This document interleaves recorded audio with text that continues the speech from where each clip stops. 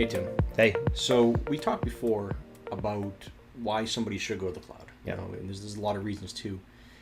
I think a lot of clients, you've heard a lot of objections out there. So some of my clients have objections, and sometimes the objections really aren't. They're valid to the client, but when you explain around them, they realize they're not really valid objections. But there really are reasons for clients to not go to the cloud, right? I mean, it's not the cloud's not. We're not saying you have to go to the cloud, right? Right. So what are some reasons that you think we shouldn't?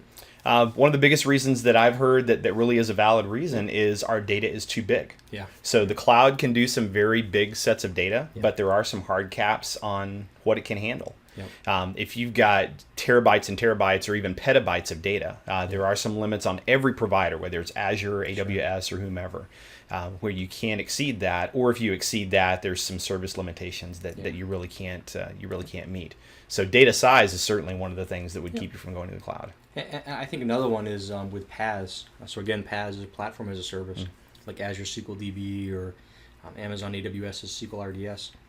There's performance hits, so it's not, you don't have unlimited performance. I mean, you don't have it anywhere, but on premise you can spin up a server with 2 terabytes of RAM and whatever the max number of cores you can get is now. So a pretty big server.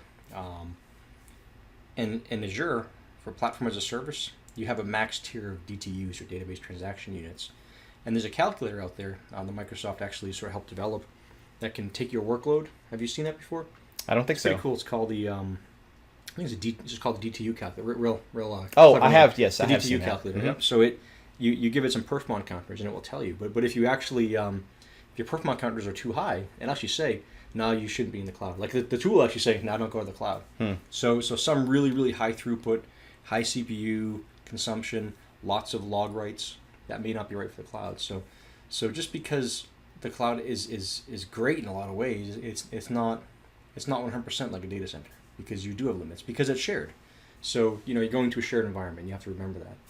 Yeah. Can you think of other reasons? The only other one that stands out to me, and this is probably a bit of an edge case, is connectivity issues. Yeah. So I take for granted, so my office and all my infrastructure is in Dallas.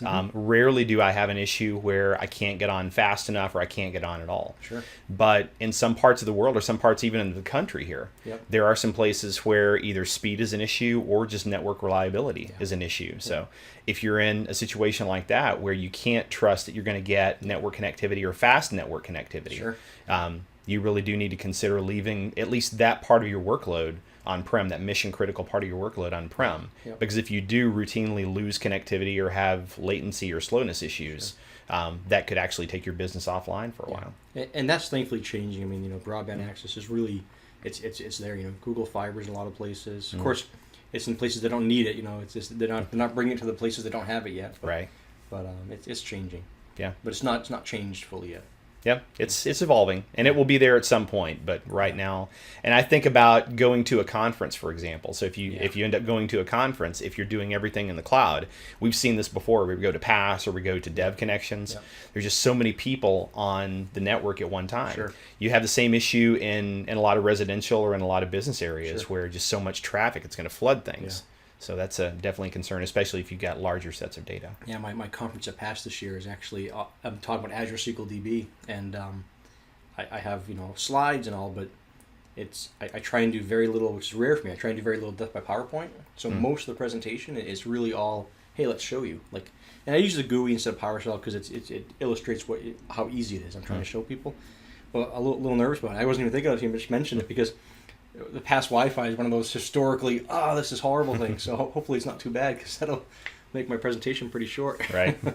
Well, if it's worth anything, last year the Wi-Fi connection was really good. Right. I was impressed with that. Yeah. So. They made great job, changes. PaaS, if you guys are watching. Thank you. So there's other reasons too. And pricing. Sometimes I had one client who they're on premise today. They've gotten by. Now, they shouldn't be like this, but they've gotten by with SQL Server Standard. They've gotten by with an older version of SQL.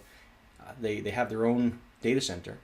So it's not even colo. They're not paying colo. They're paying power, and every 7 years they replace their hardware. So it makes me nervous, right? And they're on an old version of SQL, like 7-year-old hardware, but it's worked for them. It's been their business model, and it works. And they have a contingency plan, and it works out. And when we look to going to an Azure solution for what they need, to get what they're looking to go to, versus staying on SQL Server Standard on premise, it's hard to justify the cost. Right. Yeah. So sometimes it really is more expensive sometimes. I can see that if they're using an older version of SQL Server, they're not paying ongoing costs. So Yep. it's basically just the hardware that they already have and the keeping the lights on. Yeah. Where the pricing model could actually swing in their favor. Yep. The downside of that is you're not really getting the updates. You're on older Yeah, versions. you're on SQL Server 2008, and they Exactly. just got there. So that's not good. Right. Yeah, but it works for them. So and I think maybe another video we can even talk a little bit about the pricing equation, because I think a lot of companies get confused by that. So it might be good to sort of, because it's hard to think in terms of that one-time capital expense versus spreading it out. So I think that'd be a fun video to chat about too. Yeah. Maybe not fun, it's financial, but it's important. It's a necessary Yeah, discussion. yeah. So yeah, just a few reasons. As much as we're proponents of using the cloud, there are some workloads and some organizations where it just doesn't fit. So you have to look at, we're consultants. Yep. So our pat answer to everything is it depends. But in this case, it really does, because there are some cases where the cloud makes a lot of sense from a timing perspective, from a money perspective. But some cases, it just doesn't make a lot of sense, and it makes more sense to stay on-prem with that workload. Yep. So we'll talk about some more scenarios in a future video. We'll talk a little more about the pricing model, like Mike mentioned.